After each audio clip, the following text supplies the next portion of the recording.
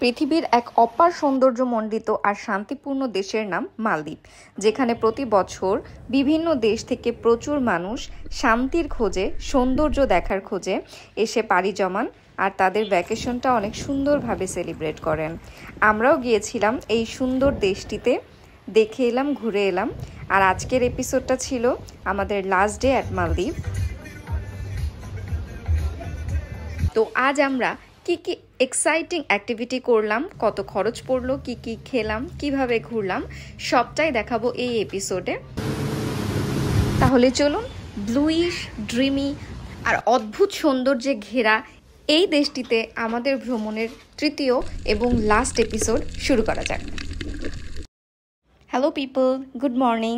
আজকে আমাদের মালদ্বীপে third day and last day আর ফুল ট্রিপের ফোর্থ ডে।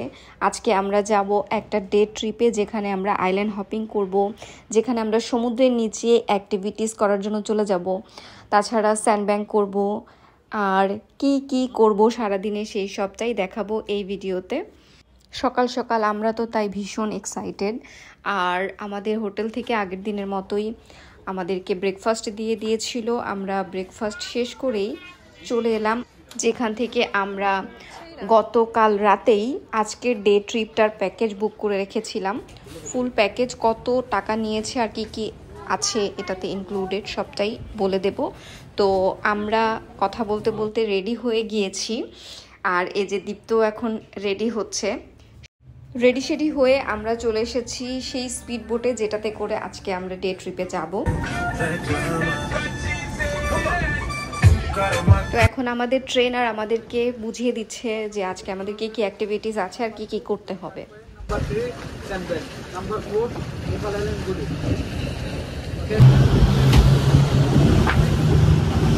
এই মোমেন্টটা আমাদের সবার কাছে ভীষণ ডিফারেন্ট ছিল, কারণ খুব পার্টি ভাইব নিয়ে তো যাচ্ছিলাম, কিন্তু মনের মধ্যে কিন্তু একটু ভয়, একটু কাঁপন ছিল যে আদৌ আমরা সমুদ্রের নিচে গিয়ে কোনো প্যানিক অ্যাটাক না করে ফেলি বা কোনো প্রবলেম না হয়ে যায়, আমরা আসলেই সফল হব কি না, এগুলো ভাবতে ভাবতে আমরা আমাদের সেই কাঙ্ক্ষিত জায়গায় চলে এসেছিলাম।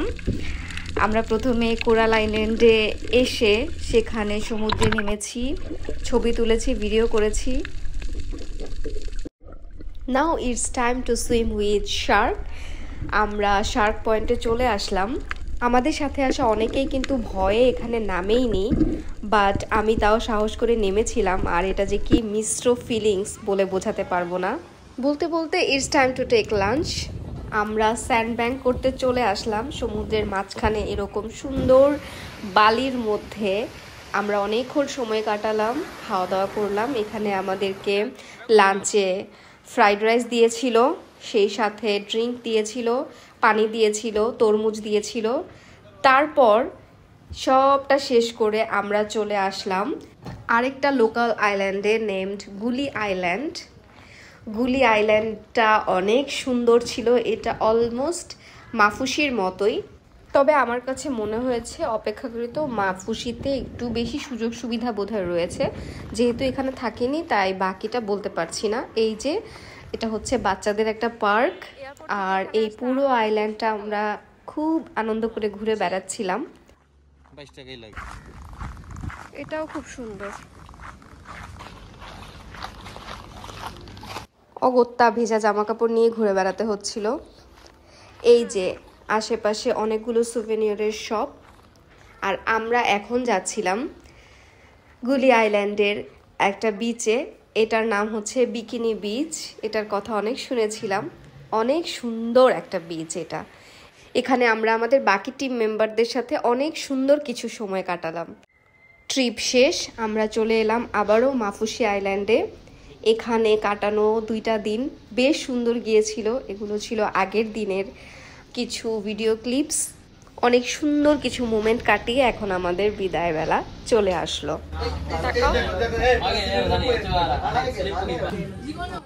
অনেক মন খারাপ করে আমরা ইতোমধ্যে চলে গেলাম। আজকে আমরা মালে সিটিতে থাকবো, এখানে ঘুরে বেড়াবো। আমরা চলে এলাম হাটা বিচ রিসোর্টে।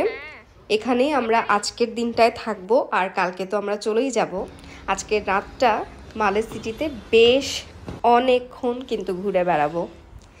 এই প্রত্যাশা নিয়ে আপাতত আমরা আমাদের হোটেলে চেক ইন করার জন্য চলে আসলাম। আর এই তো হোটেলের রিসিপশন থেকে এই দৃশ্যটা যে কি সুন্দর ছিল, জাস্ট রাত হয়ে গিয়েছিল তাই সেইভাবে আসলে বোঝাতে পারছিলাম না কি সুন্দর একটা জায়গা এটা। বারান্দা থেকে এই সমুদ্রটা উপভোগ করা যায়। তারপর ওয়েলকাম ড্রিঙ্কস নিয়ে আমরা চলে এলাম আমাদের রুমে। ছোট্টখাট্ট একটা রুম ট্রিপ দিয়ে দিই আপনাদেরকে। এটা হচ্ছে কাবার্ড, এখানে আমরা আমাদের প্রয়োজনীয় সব জিনিসপত্র রাখবো। সব কিছু মিলিয়ে রুমটা কিন্তু আমাদের ভীষণ পছন্দ হয়েছিল।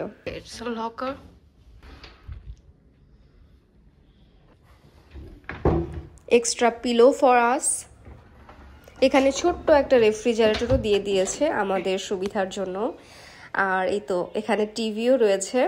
তারপর এই সুন্দর ওয়াশরুমটাও আপনাদেরকে দেখিয়ে দিই। ওয়াশরুমটা আমাদের কাছে অনেক পছন্দ হয়েছিল। ফুল ট্রিপে এটা অনেক বেস্ট ছিল, আই মাস্ট সে।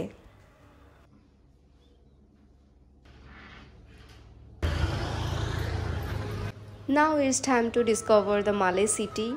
আমাদের হোটেলের সামনেই তো দেখিয়েছিলাম সুন্দর একটা বিচ আছে। আর এখানে রাস্তাঘাটগুলো আমরা ঘুরবো। আমরা এখানে শপিং মলগুলো একটু একটু ঘুরে দেখার চেষ্টা করব। যতটুকু পারি আপনাদেরকে দেখানোরও চেষ্টা করব। রাস্তাঘাটগুলো যে কি পরিমাণ নিট অ্যান্ড ক্লিন আর কি সুন্দর।